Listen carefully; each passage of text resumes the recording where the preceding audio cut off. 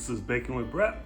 I'm Brett, and today in the kitchen I'm going to be baking up some fresh peach cobbler.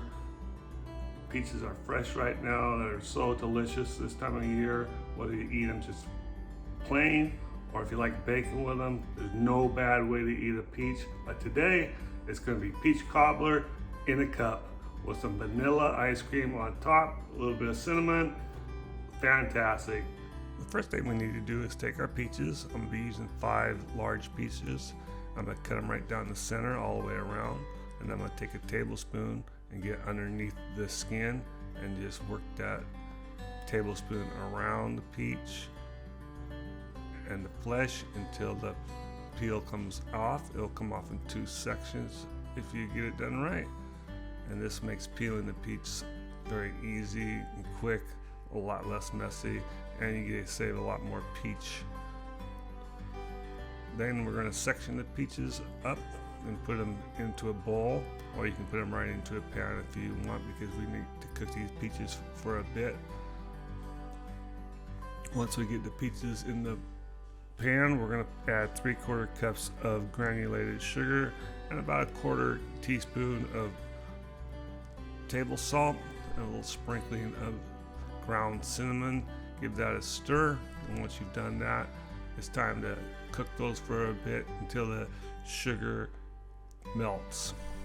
While that's doing that, you want to measure out your batter. You're going to use 1.5 cups of all-purpose flour.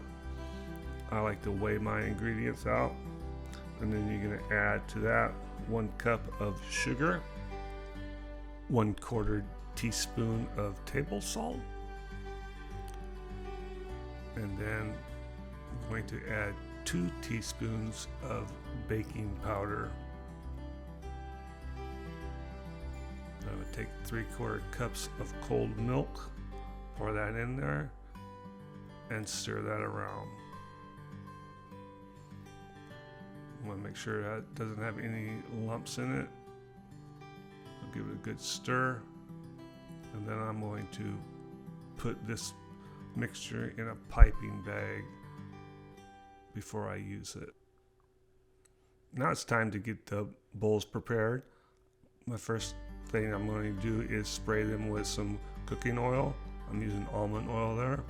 And then I'm going to take about 1 teaspoon of butter and put it into each container to add flavor to the cobbler.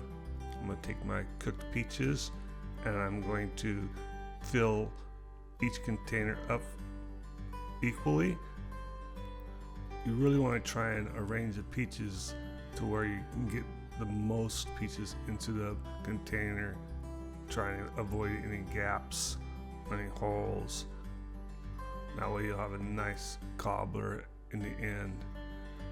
Also trying to fill the cups up with a little bit of juice from the cooking solution, and then when you're done filling those up, you want to take your batter, and like I said, I'm going to put mine in a piping bag, and I'm going to pipe it onto the top of each individual cobbler.